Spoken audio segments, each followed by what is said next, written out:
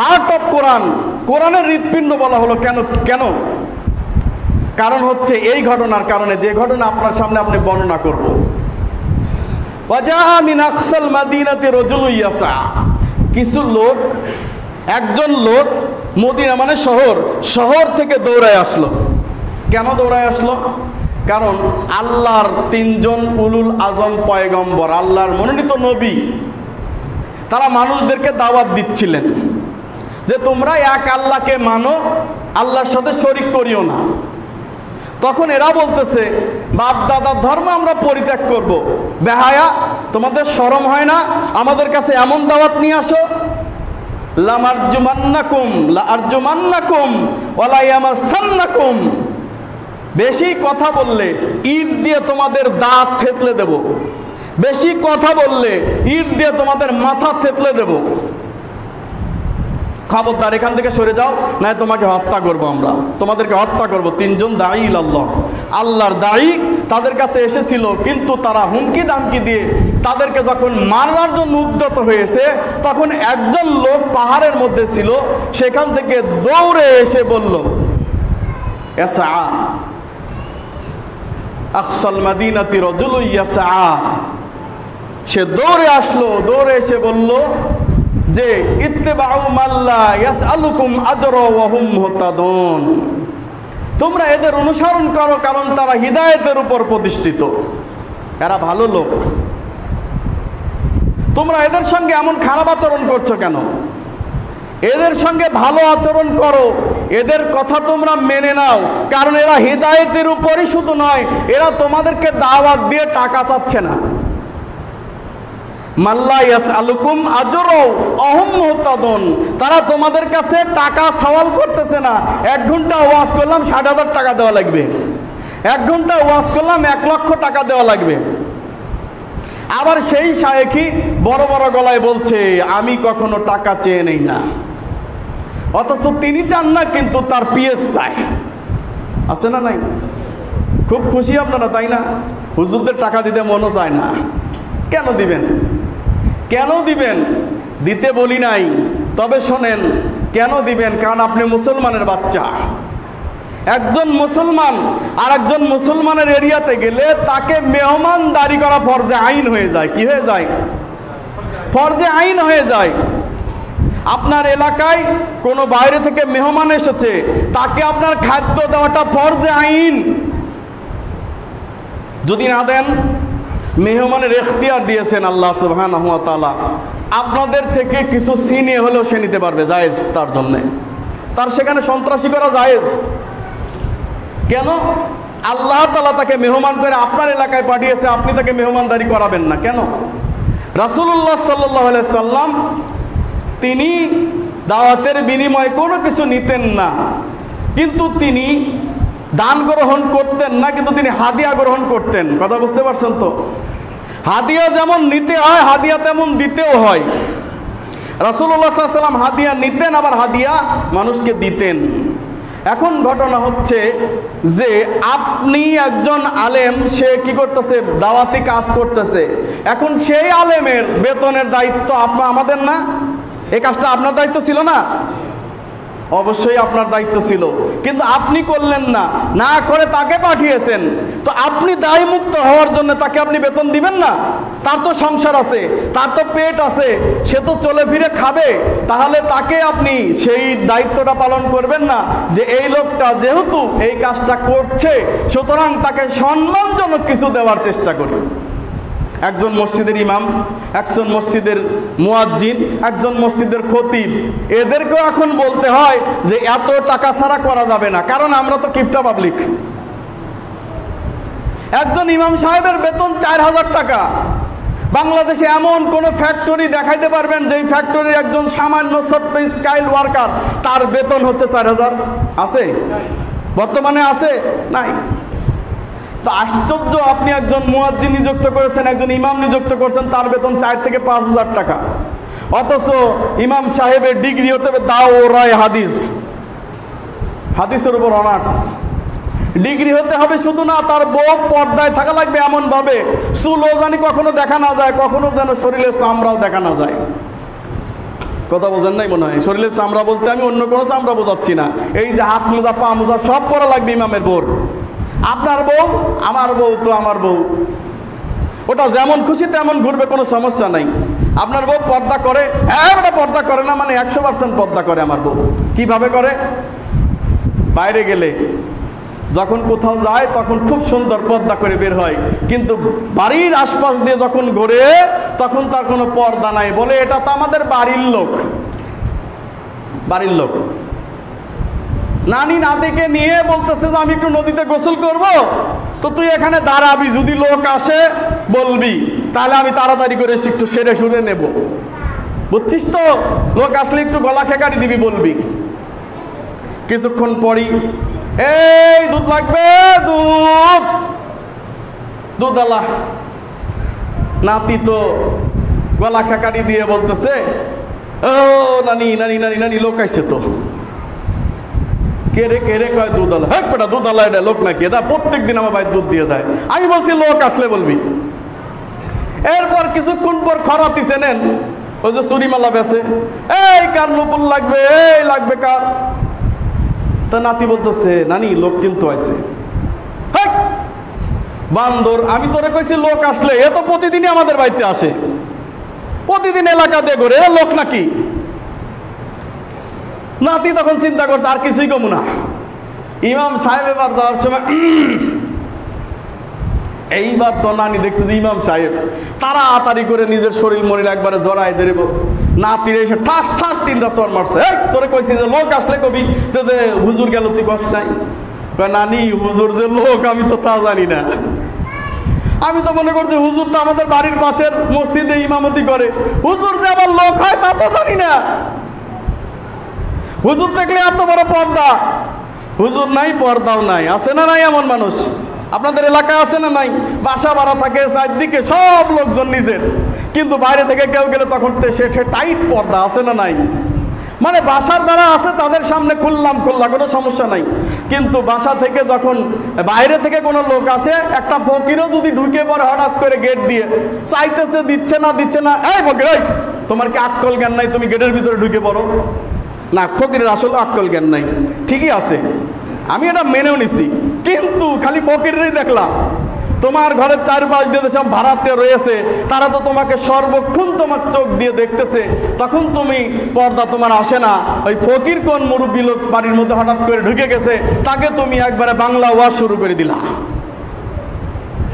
হ্যাঁ, আশ্চর্য পর্দা আমরা করে থাকি। নাউযুবিল্লাহি মিন যালিক। আল্লাহ আমাদেরকে হেদায়েত দান করুন, আল্লাহুম্মা আমিন। তো ঘটনা হচ্ছে এই যে এখন চেয়ে না নিলে এমন পরিস্থিতি। বগুড়াতে গেলাম একটা মাহফিলে, কোনো কন্ট্যাক্ট নেই, কিছু নেই, আমি কোনোদিন কন্ট্যাক্ট করিও না, আমি বহুত বিপদেও পড়ছি তবু কন্ট্যাক্ট করি না ইনশাল্লাহ। সেখানে গেলাম 2 দিনের হাজিরা মার দিয়ে, 2 দিনে 2000 টাকা হাজিরা মার, খুতবা মার, তারপরে আরো কিছু মার দিয়ে গেলাম, মোটামুটি ভাড়া টাড়া দিয়ে 5000 টাকা আমার লস অলরেডি। আসার সময় 2000 টাকা দিয়ে দিচ্ছে ওয়াজ করার পরে, কিন্তু প্রধান বক্তাকে 20,000 টাকা ঠিকই দেওয়া লাগছে। কথা বোঝেন নাই? 20,000 টাকা প্রধান বক্তাকে ঠিকই দেওয়া লাগছে। আমি তো টাকা গুনি নাই, ট্রেনের মধ্যে এসে দেখি মাথায় বাড়ি, 3000 টাকা লস, পুরো টাকা লস। আর একবার আমাকে মাহফিল করার জন্য দাওয়াত দিছে, আমি বলতেছি জি না, নেড়া বেহালতলায় একবারই যায়, নেড়া বেহালতলায় একবারই যায়। অতএব আপনারা যদি সম্মান করতে পারেন দাওয়াত দিবেন, নইলে আপনার এলাকার হুজুর মরছে, আমাকে ডাকেন কেন? গাজীপুর থেকে আমাকে কেন ডাকবেন? আপনার এলাকার হুজুর মরছে, আপনার এলাকায় দাওরায়ে হাদিস নাই, মুহাদ্দিস নাই, নাই কেউ এলাকায় নাই? অবশ্যই আছে, তাদের কথা শোনেন না কেন? তাদেরকে তো 500 টাকাও দেওয়া লাগতো না, তারা তো আপনাদেরকে উপজাচিকা হয়ে কোরআন হাদিস শোনাতে চায়। আপনি মেহমান ডেকে নিয়ে যাবেন, অমকে সেলিব্রিটি হয়েছে, তাকে আপনার দাওয়াত দিতে হবে কেন? আমাদের এই মন মানসিকতা পরিবর্তন করা দরকার। আর এমন একজনকে দাওয়াত দিয়ে নিয়ে যাবেন যেই লোকটা বেশি পরিচিত না, কিন্তু কোরআন এবং সহিহ হাদিসের কথা ভালো বলে, তাকে নিয়ে গিয়ে মন মতো হাদিয়া দেন এবং বলেন যে ভাই হুজুর আগামীতে যেন আপনি 2-1টা মাহফিল ফ্রি করে দিতে পারেন। কথা বলেন নাই? আসলে ঘটনা হচ্ছে কি জানেন, ওই দিনাজপুরে যখন এই মাহফিল করে টাকাই দিল না, বলল হুজুর রাত 2টা পর্যন্ত থাকা লাগবে।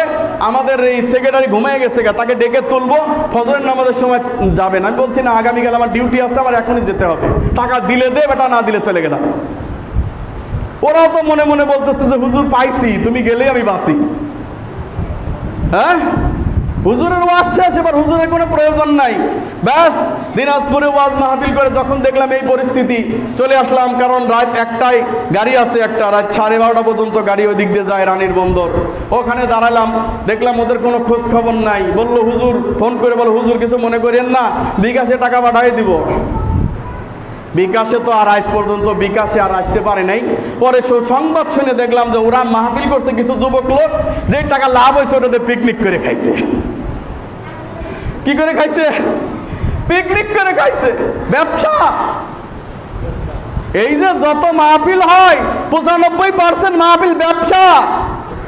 আপনি হুজুরে 1 লাখ টাকা এমনি দেন, হুজুর থেকে 3 লাখ কামাই করে 1 লাখ দেন। অতএব ব্যবসা নিয়ে আমি কথা বলতে রাজি নাই।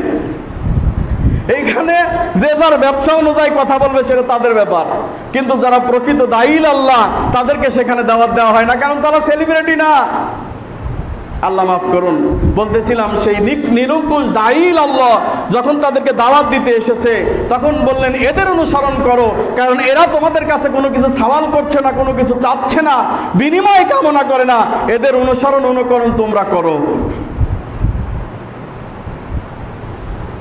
এরপরে এই লোকটা সম্পর্কে যে তাফসিরে বলা হয়েছে, এর নাম হচ্ছে হাবিব নাজ্জার। যে লোকটা এদেরকে বাঁচানোর জন্য এসেছিল, এই লোকটার নাম হচ্ছে হাবিবে নাজ্জার। নাজ্জার মানে হলো সুতার মিস্ত্রি, মানে হলো কাঠের মিস্ত্রি। তো এই কাঠের মিস্ত্রি উনি ওনাদের দাওয়াত পেয়ে আল্লাহর ইবাদতে মগ্ন হয়ে গেছে। গুহার মধ্যে যে পাহাড়ের গুহাতে গিয়ে আল্লাহর ইবাদত বন্দিগি করে। যখন এই পরিস্থিতি দেখেছে সে তখন দৌড়ে এসে বলতেছে তোমরা এদের অনুসরণ করো, কারণ এরা হচ্ছে হেদায়েতের উপর প্রতিষ্ঠিত।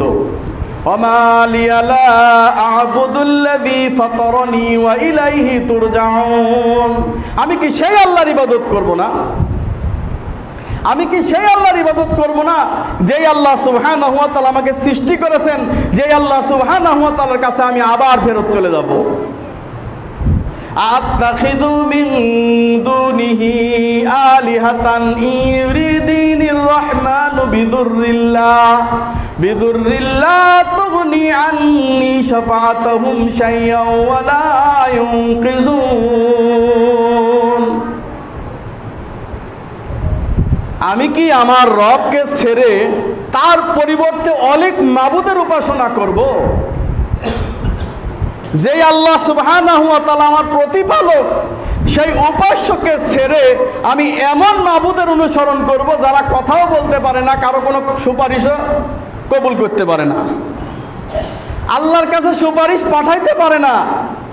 এখন যদি আমি আল্লাহকে বাদ দিয়ে এদের অনুসরণ অনুগত্য করি, এই সমস্ত মূর্তি পূজায় আমি করি, তাহলে কিয়ামতের দিন এরা কি আমার শাফাআত করবে?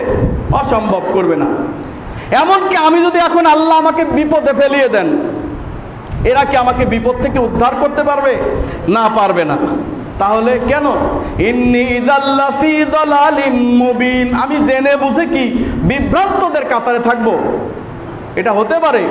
ওই যে যারা জাতির সম্পর্কে এই বক্তব্য দিচ্ছে, ওই মুমিন লোকটা যেটাকে বলা হাবিবে নাজ্জার, ইন্নী ইযাল্লা ফী দালালিম মুবিন ইন্নী আমানতু বিরাব্বিকুম ফাসমাউন। যিনি আমার রব তিনি তোমাদেরও রব, যিনি তোমাদের রব তিনি আমারও রব। সেই রবের ইবাদত বন্দেগী আমি করি, তার উপর আমি ঈমান এনেছি, ঘোষণা দিচ্ছি। শুনে রাখো, তোমরা ভালো করে কান দিয়ে মনোযোগ দিয়ে শুনে নাও। এইবার কি হলো?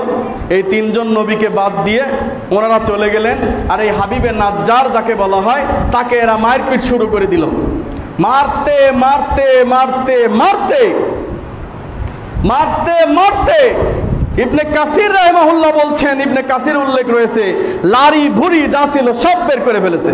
ইন্না লিল্লাহি ওয়া ইন্না ইলাইহি রাজিউন। এত সহজ না দাঈল আল্লাহ হওয়া, আল্লাহর রাস্তায় দাওয়াত দেওয়া এত সহজ না। অল্পতেই অস্থির, অমুককে জেলখানায় ধরে নিয়ে গেছে, একবারে অস্থির হয়ে যায় না, অস্থির হওয়ার কিছু নাই। আল্লাহর দায়ী হতে হলে সহ্য করতে হবে মার, সহ্য করতে হবে অত্যাচার, সহ্য করতে হবে জুলুম, সহ্য করতে হবে নির্যাতন। মুসলমানকে দাওয়াত দিচ্ছি মুসলমান হও, অথচ পাশে হিন্দু, তাকে কোনোদিন বললাম না যে মুসলমান হন, ঈমান গ্রহণ করেন। ইহুদিকে বললাম না, খ্রিস্টানকে বললাম না। কাদিয়ানীদের বিরুদ্ধে আমার কোনো কথা নাই, খ্রিস্টানদের বিরুদ্ধে কথা নাই। মুসলমানে মারামারি আছে না নাই? সঠিক কথা বলতে হবে, সব ঠিক আছে, কিন্তু তার পূর্বে যেটা গুরুত্ব দেওয়া বেশি দরকার, অমুসলিমের কাছে দাওয়াত দেওয়া বেশি দরকার। মুফতি জুবাইর, সে আজ কতদিন ধরে তাকে পাওয়া যাচ্ছে না, গুম করা হয়েছে তাকে। এই লোকটা সম্পর্কে আমি খুব ভালো করে জানতাম না, কিন্তু আমি তার একটা বক্তব্য শুনিয়েছিলাম কাদিয়ানীদের বিরুদ্ধে। লোকটা যদিও মাযহাবী, তবে মাশাআল্লাহ তিনি হাজার হাজার মানুষকে মুসলমান বানিয়েছেন, হাজার হাজার। তিনার দাওয়াতি কাজই হচ্ছে ইহুদি, খ্রিস্টান এবং পার্বত্য অঞ্চলের যারা যে সমস্ত পতিত লোক আছে তাদের মাধ্যমে, তাদের কাছে গিয়ে তিনি ইসলামের দাওয়াত দিয়েছেন। তাকে মিডিয়ায় দেখা যায় না, অত বড় সেলিব্রিটি নয়, কিন্তু আমার মনের ভিতরে তার দাওয়াতটা অত্যাধিক গেড়ে বসেছে আলহামদুলিল্লাহ।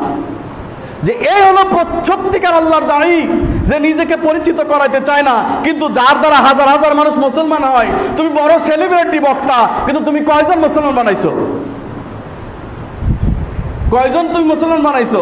মুসলমান থেকে ইহুদি খ্রিস্টান হয়ে যাচ্ছে, দলে দলে খ্রিস্টান হয়ে যাচ্ছে, খ্রিস্টানীকরণ তারা করছে। এদের সম্পর্কে তুমি কয়বার দাওয়াত দিছো?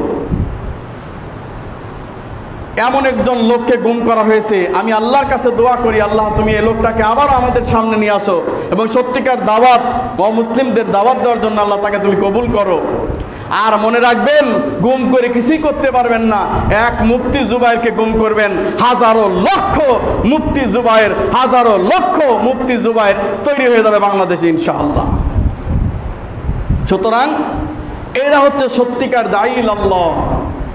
তবে তাদেরকেও সহযোগিতার লোক আছে, আছে না? কারণ তার সংসার সব কিছু ফেলে রেখে তারা দিনের পর দিন দাওয়াত দিচ্ছে, কিন্তু তাদের অল্পে তুষ্ট আছে, লক্ষ লক্ষ টাকার দরকার নাই, কোনো রকম খেয়ে পরে বাঁচতেছে, আর তারা বিভিন্ন জায়গায় দাওয়াত দিয়ে বেড়াচ্ছে। এটা হলো প্রকৃত দাওয়াতের মানহাজ। সেই মানহাজ থেকে আমরা অনেক দূরে সরে গিয়েছি। আর এই প্রকৃত দাওয়াতের মানহাজ যদি আমরা কায়েম করতে পারি, ইনশাআল্লাহ এই বাংলাদেশ একদিন সত্যিকার ইসলাম কায়েম হয়ে যাবে ইনশাআল্লাহ। বলছিলাম, দাওয়াত দিতে গেলে এর প্রতিবন্ধকতা আছে, দাওয়াত দিতে গেলে অবশ্যই এর কষ্ট আছে। কিন্তু সবচেয়ে আশ্চর্য হয়েছে কি জানেন? আল্লাহ বলছেন কিলা দুখুলিল জান্নাহ। লোকটাকে যখন শহীদ করে দেওয়া হলো, হাবিবে নাজ্জারকে যখন শহীদ করে দেওয়া হলো, আল্লাহ বললেন হে আমার বান্দা তুমি জান্নাতে প্রবেশ করো। সুবহানাল্লাহ।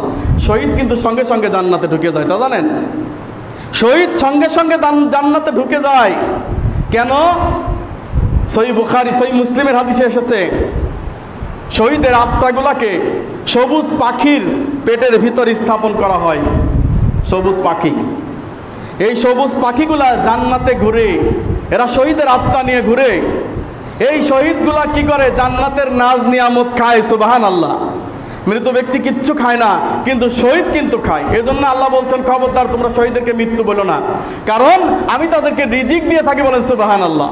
সাধারণ মরা আর শহীদের মরার মধ্যে পার্থক্য হচ্ছে, শহীদকে আল্লাহ রিজিক দেন, আর সাধারণ মরা খায় না, কবরে সেই থাকে। কথা বোঝেন নাই? এখন এরা জান্নাতের ভিতরে বিভিন্ন নাজ নিয়ামত ফল ফুল খেতে থাকে, আর জান্নাতের বিভিন্ন জায়গায় সব জায়গায় ওরা ঘুরতে ঘুরতে ঘুরতে ঘুরতে আল্লাহ সুবহানাহু ওয়া তাআলা আরশে মুআল্লাকায় পৌঁছে যায়। বলেন সুবহানাল্লাহ। এবার আরশের দিবা ধারে দিয়ে তারা যখন রেস্ট করতেছে, আল্লাহ ডাক দিয়ে বলে কিরে শহীদ কি অবস্থা? সুবহানাল্লাহ বলবেন না? এ শহীদ কি অবস্থা? শহীদগণ বলে আল্লাহ খুব ভালো আছি তো। বলছে আমার কাছে কি চাও বলো না? বলতেছে আল্লাহ এত কিছু দিছ আর কি চাবো? এরকম প্রতিদিন আল্লাহ জিজ্ঞাসা করে, এভরিডে এরকম জিজ্ঞাসা করতে করতে শহীদগণ তখন বলে আল্লাহ তেমন কিছুই চাই না, একটা জিনিস চাই, দিবা তুমি? বলো কি চাও? বলতেছে আল্লাহ দুনিয়া আবার ফেরত যেতে চাই। এই যে শহীদের মর্যাদা, আবার জিহাদ করতে চাই, আবার আল্লাহর রাস্তায় মৃত্যুবরণ করতে চাই, নিহত হতে চাই, যাতে জান্নাতে এসে আবার এই মর্তবা, আবার এই ভিআইপির আসন করতে পারি। বলেন সুবহানাল্লাহ। আল্লাহ বলবেন বান্দারে দুনিয়ায় তো তোকে আর দেওয়া যাবে না, এবার আল্লাহ প্রশ্ন করা বাদ দিবে, ওরা ঘোরাঘুরি শুরু করবে। সুবহানাল্লাহ। আল্লাহ যখন বললেন কিলা দুখুলিল জান্নাহ, হেলো তুমি জান্নাতে প্রবেশ করো, লোকটা জান্নাতে প্রবেশ করার পরে বলতেছে ক্বালা ইয়া লাইতা কওমি ইয়ামালু ইয়ালামুন, আয় আফসোস, আমার জাতির জন্য আফসোস, আমার জাতি যদি জানতে পারতো আমাকে আল্লাহ জান্নাত দান করেছেন। সুবহানাল্লাহ। ওয়া জাআলানি মিনাল মুকরামিন, আমাকে অনেক সম্মান দান করেছেন। সুবহানাল্লাহ। যেই জাতি তাকে লাথি দিয়ে পিছে পিছে ভুঁড়িটা বের করে মারলো, এই দাইল আল্লাহ বলতেছে জাতির জন্য আফসোস, জাতি তোমরা বুঝতে পারলে না, আমি এই যে চলে এসেছি আল্লাহর কাছে, আল্লাহ আমাকে জান্নাত দান করেছেন, আফসোস তোমরা যদি জানতে আর আমার মতে জান্নাতে চলে আসতে পারতে, আর তোমাদেরকে আল্লাহ কি সম্মানিত করতেন। বলেন সুবহানাল্লাহ। এটার নাম দাইল আল্লাহ, যে দায়ী মানুষের জন্য বিদ্বেষ রাখবে না, হিংসা রাখবে না, তার জন্য দোয়া করবে, তাকে মারলেও দোয়া করবে আল্লাহ তুমি তাকে হেদায়েত দান করো, তার জন্য জান্নাত কামনা করবে, হিদায়াত কামনা করবে। এই হচ্ছে দাইল আল্লাহ। তাহলে ওই লোকগুলা জান্নাত থেকে ফেরত চলে আসতে চায় যারা হচ্ছে শহীদ হয়েছে, কারণ শহীদের মর্তবা অনেক বেশি। ইবনে মাজার হাদিসে এসেছে রাসূলুল্লাহ সাল্লাল্লাহু আলাইহি ওয়াসাল্লাম বলছেন যে কিয়ামতের দিন আল্লাহ সুবহানাহু ওয়া তাআলা শহীদদেরকে সবচেয়ে বেশি সম্মানের আসনে আসীন করবেন, তাদেরকে এমন একটি মুকুট পরাবেন, খয়রুম মিনাদ দুনিয়া মা ফিহা, সারা পৃথিবী বিক্রি করে দিলে এই মুকুটের দাম হবে না। বলেন সুবহানাল্লাহ। যারা আল্লাহর রাস্তায় শহীদ হয়েছে, আমরা অনেকে জিহাদ আর শহীদের কথা শুনলে ভয় পাই কিনা? ভাই, প্রকৃতপক্ষে জিহাদ ছাড়া ইসলাম নাই, তবে এই জিহাদ অর্থ জঙ্গিবাদী নয়। কথা বুঝতে পারছেন তো? কখনো যদি ইসলামের জন্য প্রয়োজন হয় অবশ্যই সেখানে জিহাদে ঝাঁপিয়ে পড়তে হবে, আর জিহাদে ঝাঁপিয়ে পড়লেই আমাদের সেই মর্যাদা অবশ্যই আল্লাহ তাআলা দান করেন। বলেন সুবহানাল্লাহ।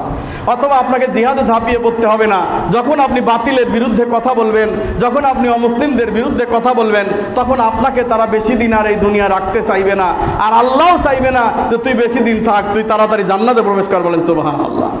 যেমন আমাদের ইতিপূর্বে ওমর ফারুক ভাইকে হত্যা করা হয়েছে, নিহত করা হয়েছে, শহীদ করে দেওয়া হয়েছে, তারপরে এই মুফতি জুবাইরকে পাওয়া যাচ্ছে না। আল্লাহ সুবহানাহু ওয়া তাআলা তাদেরকে দিনের জন্য কবুল করেন, আল্লাহুম্মা আমিন। সুতরাং এই শহীদের আর একটা মর্তবা কি? রাসূলুল্লাহ সাল্লাল্লাহু আলাইহি ওয়াসাল্লাম বললেন জান্নাতে প্রবেশ করলে তাদেরকে বড় বড় চক্ষু বিশিষ্ট 72টা হুর প্রদান করা হবে। বলেন সুবহানাল্লাহ। দুনিয়ার দরিনা সকিনারে দেখে তুমি টাস খাইছো, ক্রাশ, বর্তমান কি বলে, ক্রাশ খাইছো। এখন দেখো এই যে হুর, এই হুর এতই সুন্দর, রাসূলুল্লাহ সাল্লাল্লাহু আলাইহি ওয়াসাল্লাম বলছেন এই হুর যদি কখনো দুনিয়ায় থুতু নিক্ষেপ করতো সারা দুনিয়া সুগন্ধি হয়ে যেত। বলেন সুবহানাল্লাহ। সারা দুনিয়া সুগন্ধি হয়ে যেত।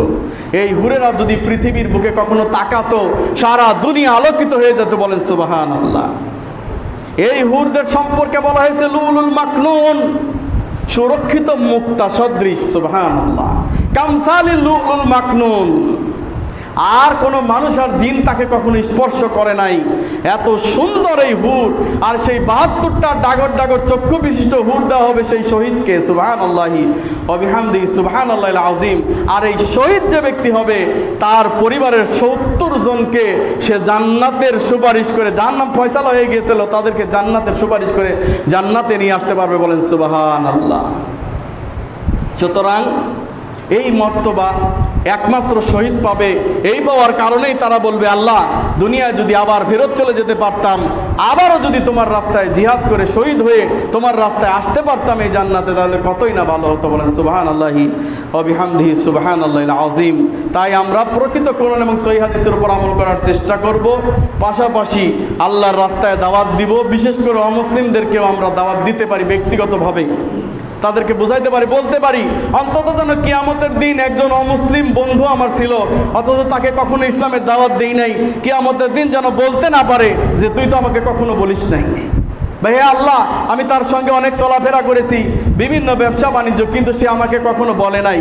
অন্তত যেন এই কথা বলতে না পারে, এজন্য চেষ্টা করুন। আর আখেরাতের জন্য পুঁজি সঞ্চয় করুন, বেশি বেশি আল্লাহর রাস্তায় দান করুন। এই দানই আখেরাতে